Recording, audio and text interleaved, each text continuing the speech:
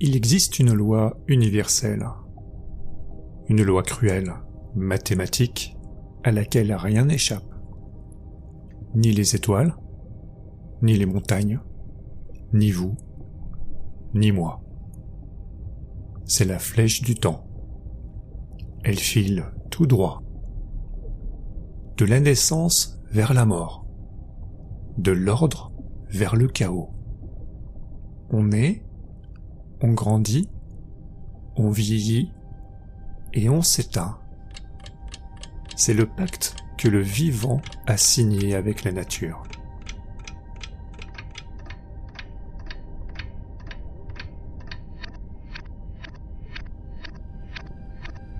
Mais imaginez un instant qu'il existe, caché dans l'immensité bleue, un rebelle.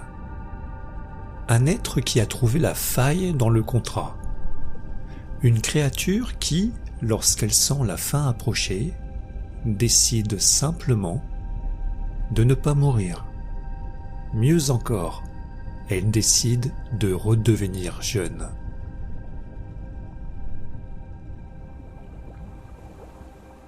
Elle est minuscule, à peine la taille de l'ongle de votre petit doigt. Transparente, gélatineuse, insignifiante. Si vous la croisiez lors d'une baignade en Méditerranée, vous ne la verriez même pas. Pourtant, elle détient le secret que l'humanité cherche depuis l'aube des temps. Elle s'appelle Turritopsis dorni, mais le monde la connaît sous un autre nom, la méduse immortelle.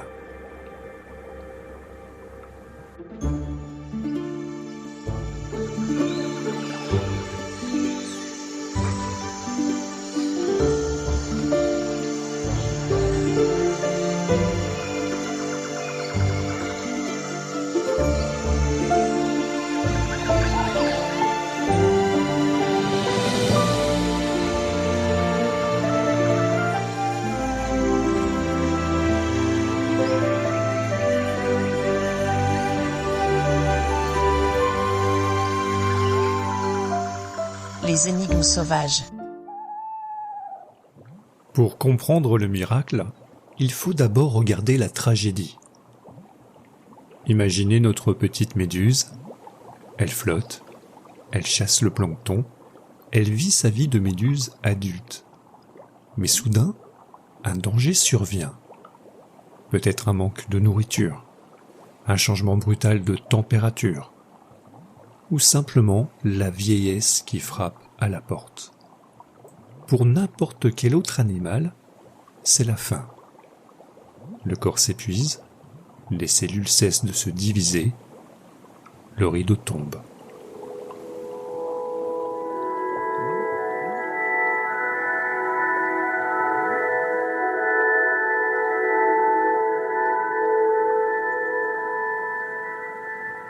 Mais pas pour Turritopsis. Au lieu de mourir, elle s'effondre sur elle-même. Ses tentacules se rétractent, son corps, sa cloche, rétrécit jusqu'à devenir une petite boule informe. Elle coule, elle tombe au fond de l'eau, inerte. À ce stade, on dirait un cadavre, une petite tache de mucus sur un rocher. Mais à l'intérieur, c'est l'alchimie totale.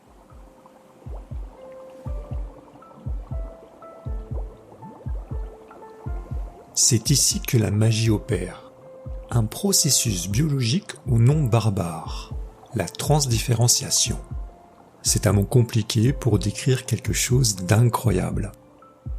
Imaginez qu'une cellule de votre peau décide soudainement de redevenir une cellule souche, pour ensuite se transformer en neurone ou en muscle.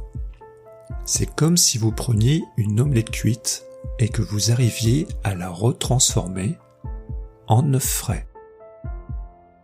De ce polype, de ce bébé régénéré, de nouvelles méduses vont naître.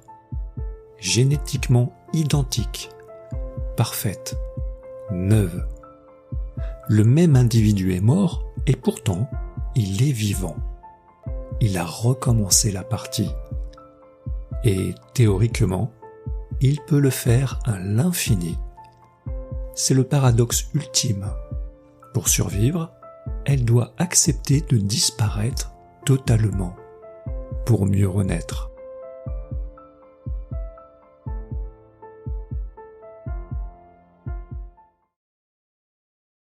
Immortel, le mot fait rêver. Depuis Gilgamesh jusqu'aux transhumanistes de la Silicon Valley, c'est notre quête ultime. Ne jamais finir. Mais en regardant notre petite méduse dans son bocal, une question vertigineuse se pose. Si Turritopsis dorni ne meurt jamais, a-t-elle pour autant vécu ? Car il y a un piège. Lorsque la méduse inverse son cycle, lorsqu'elle rembobine le film de sa vie pour redevenir un polype, elle efface tout.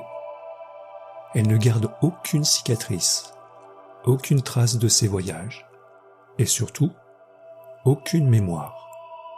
C'est là le véritable paradoxe de cette énigme sauvage. Pour vaincre la mort, elle doit sacrifier son identité.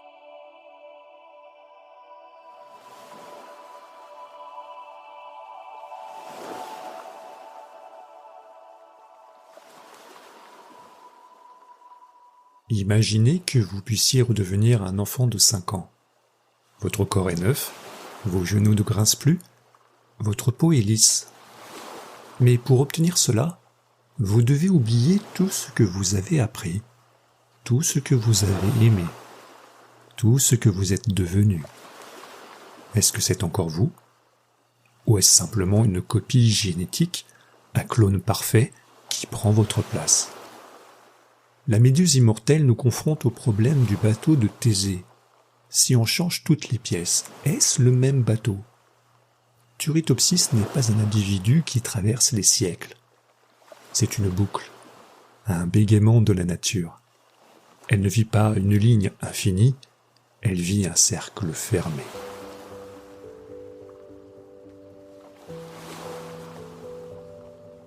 Nous, humains, nous sommes des créatures linéaires. Nous avons un début, un milieu et une fin. Et c'est précisément parce que notre temps est compté que nous lui donnons de la valeur. Nous aimons parce que nous savons que nous pouvons perdre. Nous construisons parce que nous savons que nous allons partir. La méduse, elle, a le temps. Elle a tout le temps du monde. Mais elle ne construit rien. Elle ne transmet rien. Elle se contente d'être, indéfiniment. Alors, en observant cette minuscule danseuse transparente, on ressent un mélange étrange. De l'admiration pour la prouesse technique, certes, c'est un chef-d'œuvre de l'évolution, mais aussi une forme de soulagement. Le soulagement de ne pas être elle. La nature a inventé l'immortalité, c'est vrai. Elle l'a cachée au fond des océans. Mais elle a aussi décidé que le prix à payer était l'oubli éternel. Et peut-être que, finalement, notre mortalité n'est pas une malédiction. C'est le prix de notre mémoire. C'est le prix de notre histoire. La méduse immortelle est une énigme qui nous murmure ceci. Survivre n'est pas la même chose qu'exister.